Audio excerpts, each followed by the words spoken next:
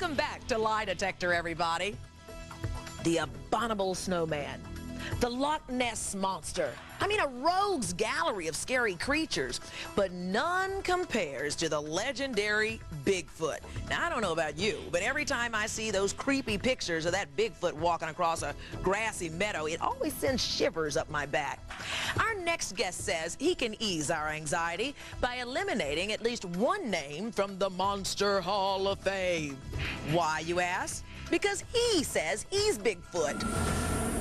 Legends like Bigfoot seem to have always been around. But Bob Heironimus says that the myth of the giant Yeti exploded onto the scene in the late 1960s when he was filmed in a remote part of Northern California wearing a furry ape suit. Bob says it was hard work. He spent time perfecting the now infamous arm-swinging, big-stepping Bigfoot walk and negotiated the uneven terrain through tiny slits in the scary-looking mask. He says the suit was hot too, layered with heavy animal-like fur.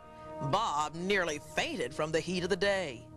No sooner did the film of Bob hit the local news broadcast than the Bigfoot frenzy hit a feverish pitch. Bigfoot, a huge, hairy, bad-smelling creature thought by some to stomp around in the snow. Overnight, Bigfoot sightings were occurring, well, virtually everywhere. Bob could only laugh knowing that he was the real Bigfoot.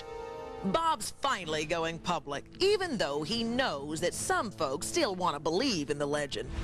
Really Bigfoot, or just a big liar? The lie detector is soon to find out. Bob, you're here today with a very unusual claim, that you are actually Bigfoot. That's right. I don't think there are many people who have not seen that shadowy picture of this beast going through the woods, looking back over his shoulder. And you're telling me that that wasn't Sasquatch, that wasn't Bigfoot, that was you in a costume. That was me in a costume in 1967 in the Roger Patterson Bigfoot film, yes. How did this happen?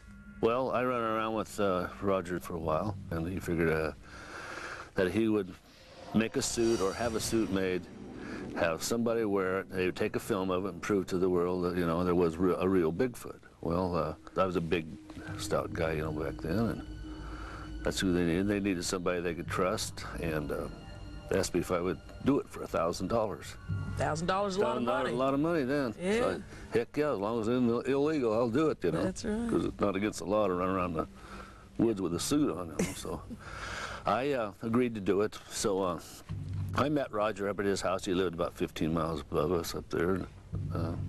I went up there and tried the suit on. So it was a furry suit, it was like a gorilla suit. Yeah, it was a furry looking thing, yeah. And what was the head part like? How did you put it on? I put it on like a football helmet. And I walked back and forth the way he wanted me to walk, the Bigfoot walk. And he said, that's perfect, that's just what we want. So a week or two later, took off for California. The Bluff Creek Road where the film was made, they had a camp set up there. And the next morning, we got up and had some coffee or whatever. I don't know if we cooked up or what, and they helped me into the suit. And Roger told me to go over this certain place and stand. And when he yelled or give me the signal to do the Bigfoot walk down through there. And what was the Bigfoot walk? How would you describe it? He wanted me to look kind of like a gorilla, you know, swing your arms back, you know, and take long strides. And then I had to turn and like, you know, they said that no human being could turn like I did. Turn your hips, you know, as you're walking, and turn back to look at it. Well, no big deal, but I walked down through there. They said, cut, you know, that's it, that's enough. And it was really, really hot that day in Northern California, and I was, sweat was just pouring off me in that thing, and I jumped down behind this big old tree had blown over, and I jumped in this big hole down there. I was afraid somebody was going to shoot me, you know, all this time going down through there. So somebody might think you were the real thing and shoot you there. Anybody probably would if they saw it, but I jumped down in this hole anyways and get this, at least got the head and the stuff off, you know, so I could get a little bit of air. And we got done, you know, with the filming and took the suit off, and we went back down to the camp where they were camped. And the next day I drove home, and I went up to the local water hole where all those guys hung out, and I lifted the trunk up and I said, take a look at this.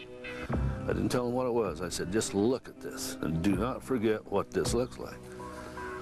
Well, 2 or 3 weeks later, out come the movie, you know, on the television, the film.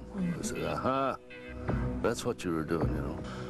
They brought my horse home the next day, I think it was, and took the suit out of the car. That's the last I ever saw of that original Bigfoot suit. Why did you show the suit to those guys? Because I wanted them to know, you know, when they found out what it was, that I wasn't lying. But I really did do this. When you saw on that film the Bigfoot image that so many of us saw and so many of us believed, what were you thinking at home all those years when we were buying this hook, line, and sinker? I was hoping, well, maybe if I keep my mouth shut, someday they'll pay me the money. So did you ever feel guilty? No, no, because it wasn't illegal to do that, you know. But you tricked America. I was supposed to have been paid for wearing a suit in the woods, you know. I didn't care what they'd done with the suit, you know, or what they'd done with the film. But you never felt bad that here you were part of a hoax that would trick people like me into believing there was a swamp monster running around out there? No, it didn't bother me. Did you ever think to yourself, now, y'all, this is wrong? Well, he was going to make money off this. He had this pretty well planned out. Make money off hoaxing people? Make money off a hoax, yeah. And he did. You didn't. I didn't. And that's why you're There's here. like 2 or 3 of them that made lots and lots of money off it. Yeah, that must anger you a lot, because you were used, basically. I was used, yes. It's over, it's done. I decided that people should know the truth, that that film was a hoax. What's the reaction been back at home? Everybody's, you know, says it's about time you come out, you know, told them the truth. It's time for people to know the truth. Right, right. Well, are you ready to face the lie detector? Yes, I am. Bigfoot Bob? Yes, I am. All right, let's get you hooked up. Okie dokie. Bob, please remain still. The test is about to begin. All questions must be answered by yes or no. Do you plan to tell the truth on this test about whether you were the Bigfoot shown in the 1967 Patterson film? Yes. Relevant questions must be specific. Bob, be advised any attempts at countermeasures will invalidate this test. We allow time between questions to ensure that we record all of the reactions. Are you now sitting down? Yes. Were you the Bigfoot shown in the 1967 Patterson film? Yes. This is a relevant question. Is it something else you're afraid I'll ask you a question about, even though I told you I wouldn't? No. We introduce a question that isn't scored just to compare against reactions to other questions regarding the main, or what we call the relevant issue. Was that you in a Bigfoot costume portrayed in the 1967 Patterson film? Yes. This test is over. Remain still for 10 seconds, please. Up next, the trail to uncovering the truth about Bigfoot either takes an unexpected twist or comes to an abrupt end. Bob, the lie detector has determined that you are... When lie detector returns.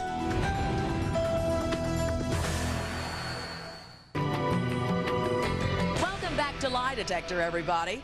Well, now's the moment of truth. Bob Heironimus is going to walk away from Lie Detector today with a brand new label. Either it's going to be the real Bigfoot or a really big liar. Here are Bob's results. Bob, you came on Lie Detector today to tell the whole nation that you are the real Bigfoot. We asked you the following relevant question. Was that you in a Bigfoot costume portrayed in the 1967 Patterson film? To which you answered yes. Bob, the lie detector has determined that you are... Bob, you're telling the truth. Well, I always knew it was the truth. Everybody that I'm associated with, I've been around, knew it was the truth. I'm glad it's over. I had the best guy in the country give me this test. Now, I can prove to the world that I was in the Patterson Bigfoot film. Bob, you've been upset mostly because back in 1967, the Pattersons promised you $1,000 for wearing that gorilla suit, and you were never paid for it. I was never paid. Does that still upset you to this day? Yes, oh yes. That's why I'm doing all this, to prove I was the man in the suit, and I never got paid. What kind of impact do you think this is going to have on the Pattersons when this comes out that this was all a fraud, that you are actually the man in the gorilla suit? Well, it'll tell them, it'll show them that the buck stops here. I mean, this is the end of it. If we come out together and prove that that piece of film is nothing, I mean, it's fraudulent, then they can't continue to make money on this. Is that what I hear you saying? That's the problem right there. You know, the buck will stop there. They don't want that. They've been paid for years and years and years. Every time that film has been shown.